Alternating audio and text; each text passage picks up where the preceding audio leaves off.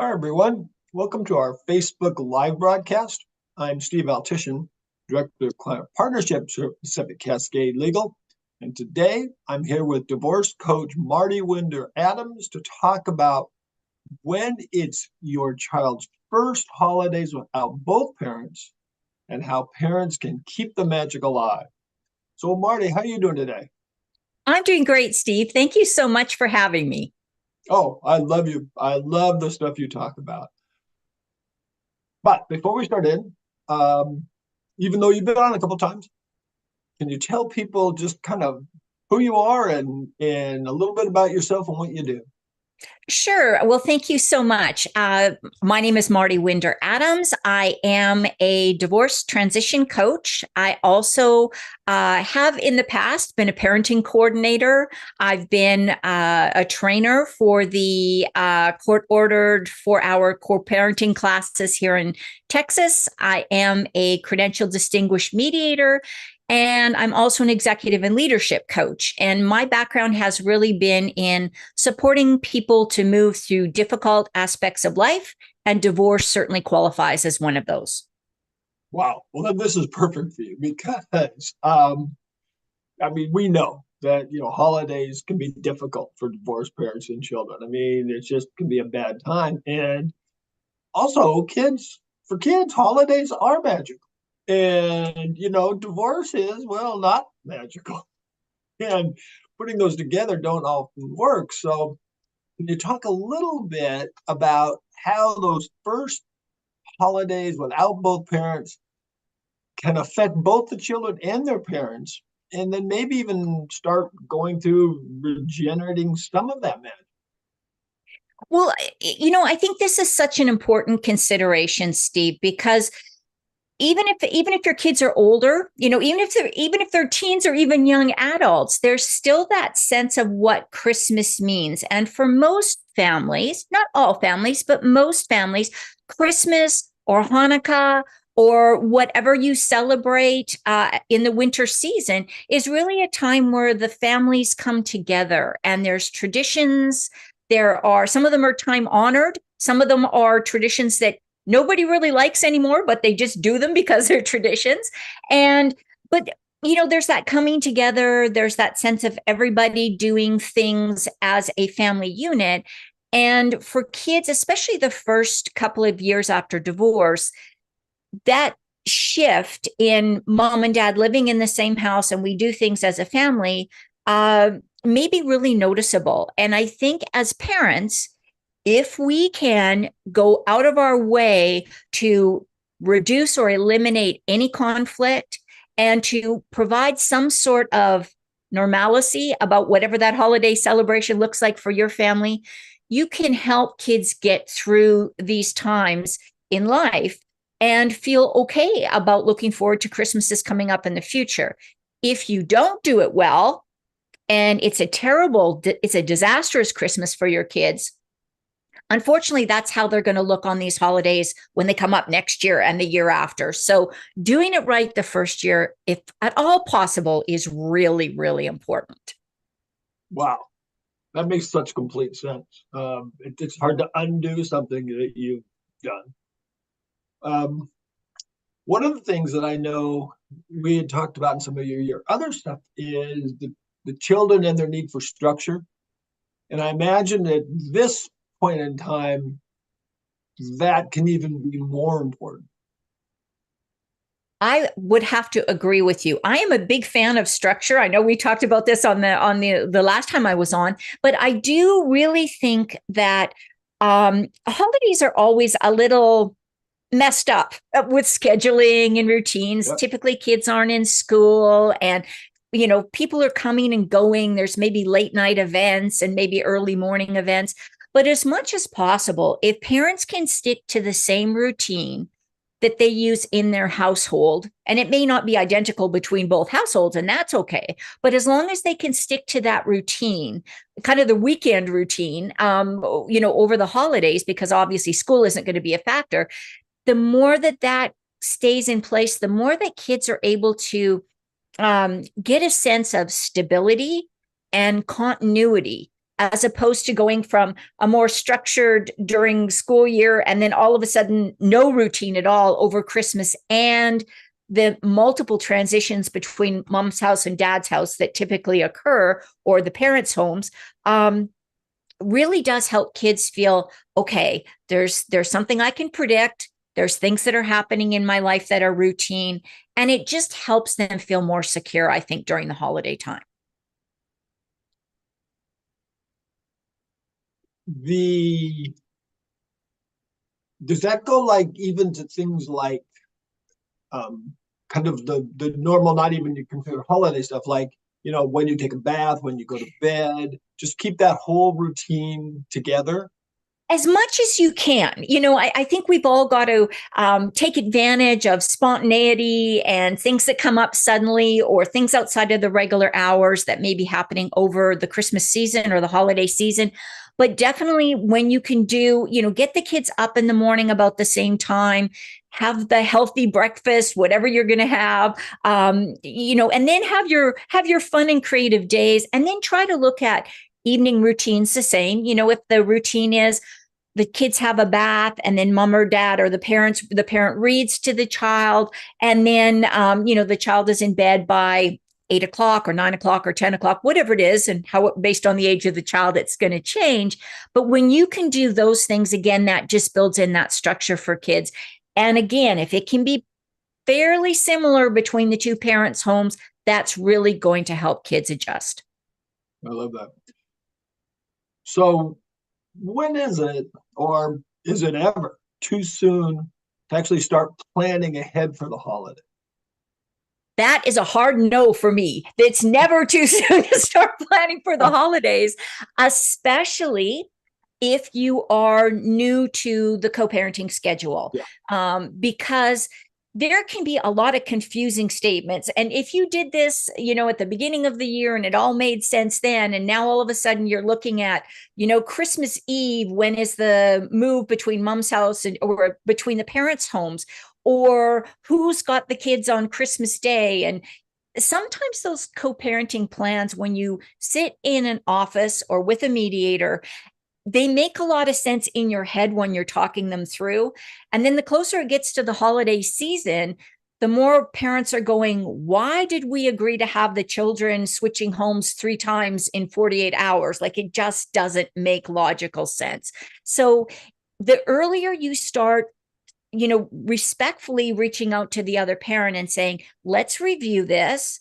Let's take a look at what's changed for you or what's going to work for you, and do the same for me.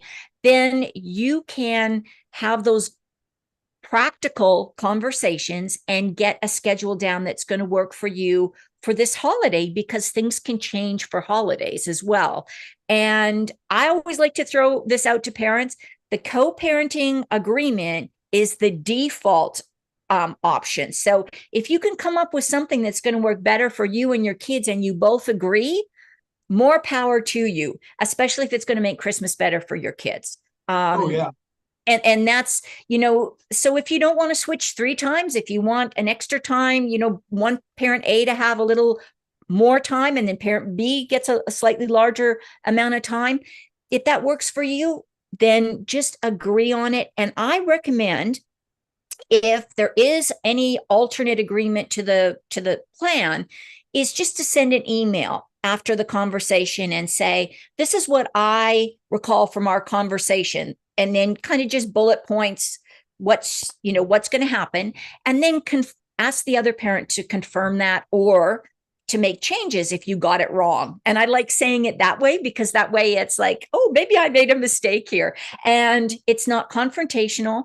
It's really collaborative. And then if there is any confusion, you've got that email you can go back to. Some families I know, actually leave town. They go visit a relative, and I'm wondering, it when you say it's not too early. I mean, if you should even start thinking about talking with your ex about that months in advance. I mean, because the trip planning can by itself be complicated.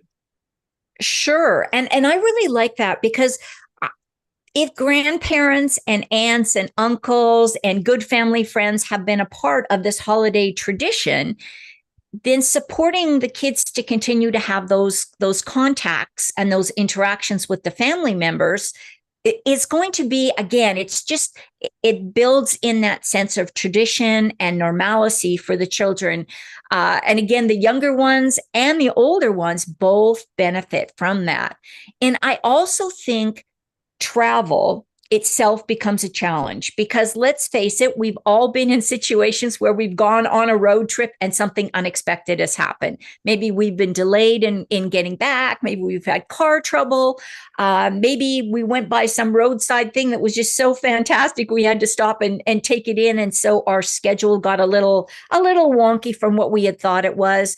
Again, if you're going to make any of those kind of changes, or you predict that there's going to be any time delay or time deviation from what you agreed upon, reach out to the other parent as early as possible. I always like a personal phone call if you're on a good collaborative dialogue approach to things. If those things tend to get a little more challenging, perhaps text messaging might be a better way to keep things a little bit less less conflicted during this time. But please just don't not contact the other parent, because that's when people get stressed, they get worried, they're concerned, they don't know what's happening. And that saying, treat people how you would like to be treated, is really important as parents over this season. Oh yeah, I mean, and it just makes sense. I could just think of, not even in regards to the parenting plan, because it's no violation of it. Let's say you're going to take your kids to see Santa, and you should tell your other parent that, because maybe they were going to take the kids to see Santa or to a movie that they made. It seems like there's a lot of things that can be kind of get mixed up if you don't really talk with them. Yeah, and that is something that's something that I hear all the time. Well, I was planning on doing this with my kids and my ex just did it, and they're just trying to sabotage my relationship with my children. Well, maybe they're not mind readers, which most of us aren't. And maybe they just thought that was a really cool thing to do with the kids as well. Yeah. So I fully agree. I think that's a great recommendation, is to share that information. And there's nothing wrong with doing things together if you are in a good place to do those kind of things. Sometimes the first year after divorce isn't always a good time to do this, but some couples have a really amicable co-parenting relationship. And it's not confusing to the kids if mom and dad both go with the kids to see Santa or to see a favorite movie, because we want our kids to know that we're still mom and dad or parents, and we're still working together in the best interests of the kids. So if we can do those kind of things and both enjoy time with the children, I think that's a real plus. But don't put too much pressure on yourself to do that if you're not quite there yet. Yeah, yeah, and it's we've had in our clientele some parents that were so you know fighting with each other, like they wouldn't even go to the kids' Christmas play together, Right. or something like that. I mean, it seems like you really got to kind of have a mindset, especially at this time, to you know do the right thing. Yeah. And I think as a teacher, so I was a teacher for years, an elementary school teacher, and I dealt with the fighting parents at the Christmas play. So I have got to say, if it's not going to be, if you don't feel that it's a good option for you, then don't feel pressured into doing it, because I would rather have one parent not go, or go on alternate nights or do something like that, than to have the kids experience the parents in conflict, whether and it doesn't matter who's got the time with the kids when the event happens. We don't want our kids to see the parents arguing and disagreeing and having that stressful relationship over this time of year for the kids. What about the kids? Um, are there some certain things that you would recommend the both co-parents do, or at least who's ever talking with you, to prepare the children for the upcoming holidays? I mean, because it is going to be different. And I think just like you start talking with your ex or your partner or your co-parent as early as possible in the season, I think it's important to talk to our kids at an age appropriate way as soon as possible in the season. And really from Halloween on, there's a lot of things that happen. There's a lot of events, and it seems like every year there's more stuff that goes on. So, if you have older kids, maybe if you have like a calendar system where the children can put on a Google Calendar, or as parents, if you're using like Our Family Wizard or something, make sure that you've got all of those spots blocked off and that you're sharing those dates and events with the kids. If they're little kids, you maybe only want to tell them a couple of days in advance, because telling a whole bunch of time, but saying things like, this year you're going to spend some time with parent A and some time with parent B over the holidays, and that's okay. That's what we're going to do so that we can both share our love with you. And that's all you need to say. You don't need to go into the details why it is. And the other thing is talking to your kids about maybe different things that are going to happen in the household. So maybe some of your Christmas traditions are going to change. I think, again, telling kids when those things are happening helps them prepare. And that way they don't feel like all of these sudden changes are happening that they had no idea that were happening and they had no control over. Sometimes if kids are older, asking them, what would you like to do? Or what would you prefer to do? And giving them 2 choices or 3 choices helps them feel like they've got some say and some control in the situation. Yeah, I mean, it feels like both houses can, carve pumpkins. Both houses can are putting up Christmas trees. I mean, so it's not like a you do this, I do that necessarily all the time. Yeah. And I think that, one thing I do want to just mention here, Steve, is one of the things that I find also tends to get conflict going between parents is if one parent has more disposable cash to buy really fancy Christmas gifts, and one parent maybe has a limited budget. So I always tell people, think of it if you were a child. So it's okay for a child to have some different toys and gifts, maybe different quality of electronics and things at one parent's house, and then have some other special things at the other parent's house. That's okay. You don't have to try to match what the other parent is buying. And I even think when we talked about sharing events and sharing things that you're going to do at the house, I think maybe as parents talking about what you're getting the kids as gifts, just so that there's an awareness of what's going on. And if you are the parent that doesn't have the funds to be able to buy the brand new electronics, don't feel that you have to compete. You are going to do things with your kids that the other parent isn't going to do. Maybe you bake cookies, or maybe you take the Christmas light tour where you make hot chocolate and drive around in the car and look at all the Christmas lights. If you think back of things that you did as a kid over the holidays that really meant things to you, I guarantee you they did not have a price tag associated with them. And your kids are going to look back at those special memories you made and feel the exact same way. So please don't feel you have to compete, to give equal dollar value gifts to your kids, because gifts come in all different forms and fashions. Okay, let's say I come into you, and I'm sure you probably have heard this one, and I'm angry because you know we have traditions, and we do this and we do that, and on Thursday we do that and we do this. Um, but that can't continue exactly. I mean, what do you tell them about, trying to keep traditions, but also being flexible and making new ones even? Right.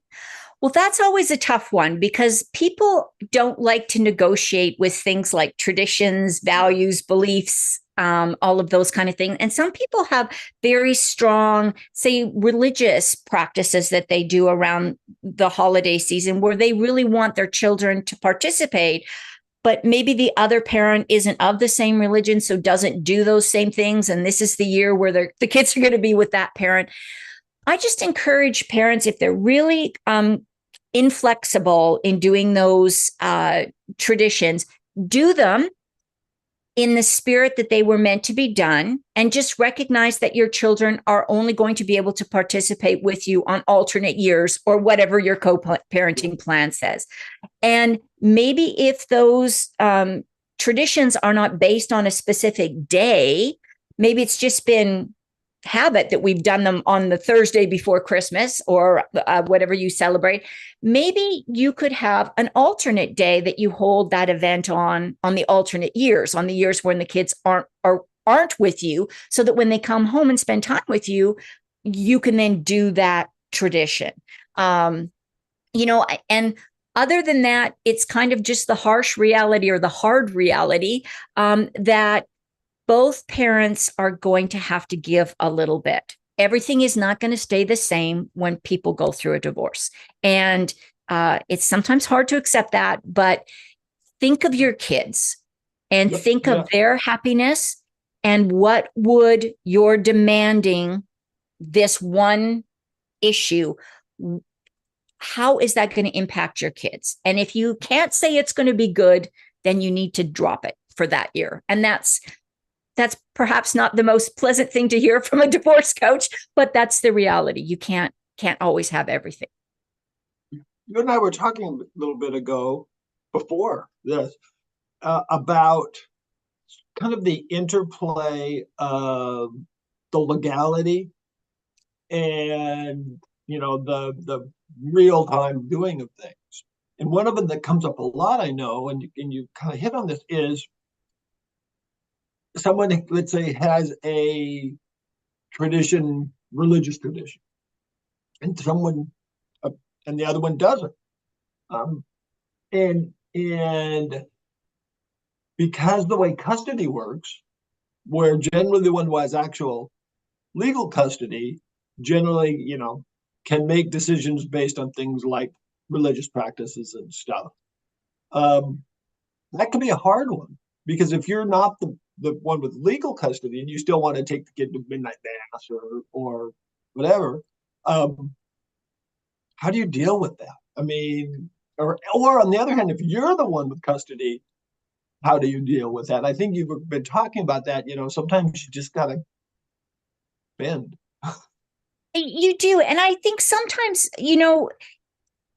I am not a particularly religious person. I don't follow a particular religious practice. I try to respect everybody's beliefs. But I think sometimes it's okay to allow our children to experience alternative perspectives around this season. There's nothing wrong with that. I mean, for me personally, I'm not telling other people how they should believe. I believe there's nothing wrong with that. And I do think our kids can still grow up with a respect for one or more religions if they see their parents embodying the essence of that religion. And I don't think the essence of any religion is to slam your fists on the counter and demand specific things. So I think if we can be a little bit flexible, if we can show respect for the other parent's beliefs, then I think that helps our kids accept that, okay, mom does things this way, dad does things this way, or parent A does things this way, parent B does things this way. Maybe even step parents do things a different way. So now you've got other issues coming in.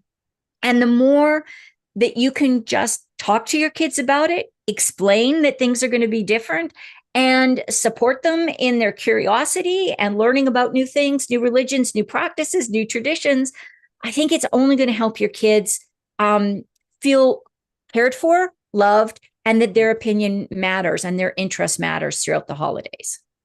I love that. We are almost blown through our time, but I do want to ask if you talk a little bit about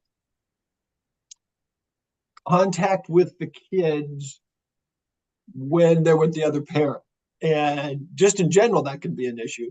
But it seems like on holidays, um, you know, that indirect contact with the children can go swing both ways. I mean, and how much should you do? How much should you try to not do um, to interfere with the other person, what they're doing?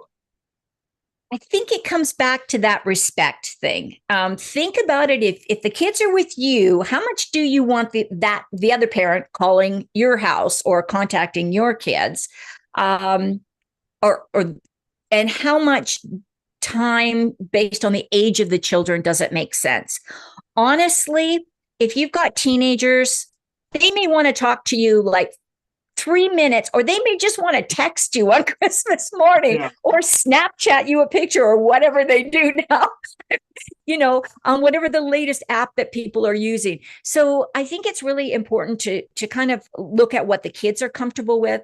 I do think that younger children tend to value more interaction with both parents all through the year. And in the holidays, it's really important for them to share with the other parent what they got under the tree, or what special things they're doing, or, if they got friends and family members they haven't seen for a while, they're going to want to share that information.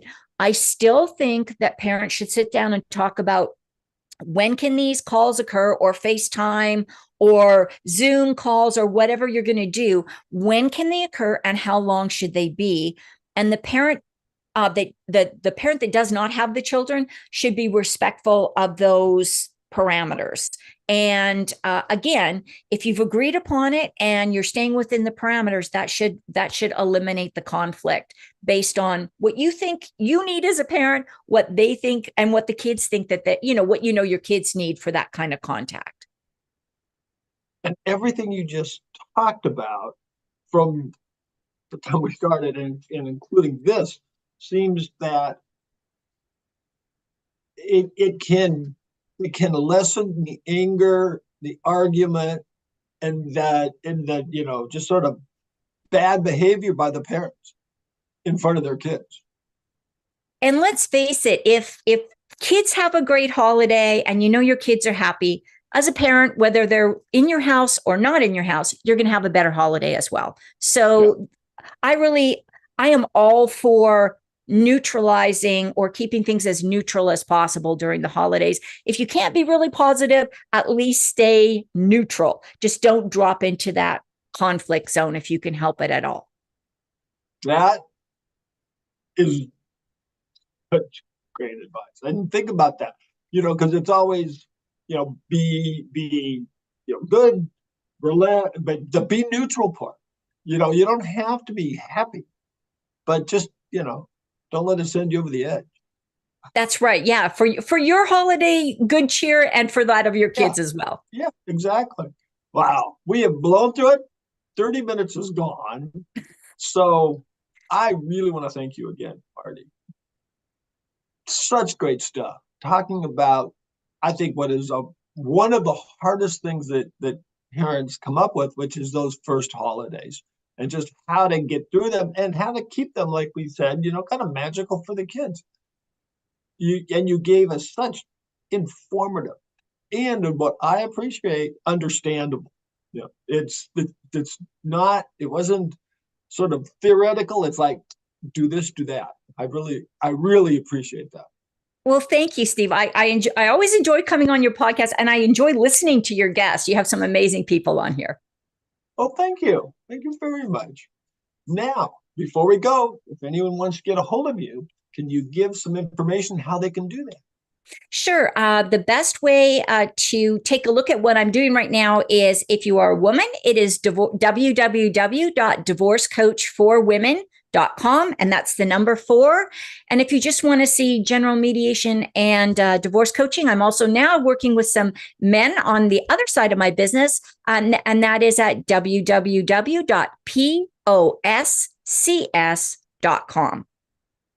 I love that. And I would say, mediation has gone Zoom. I mean, mediation has gone, you don't have to be in that same room. And for a lot of parents, they're better off not being in the same room during mediation.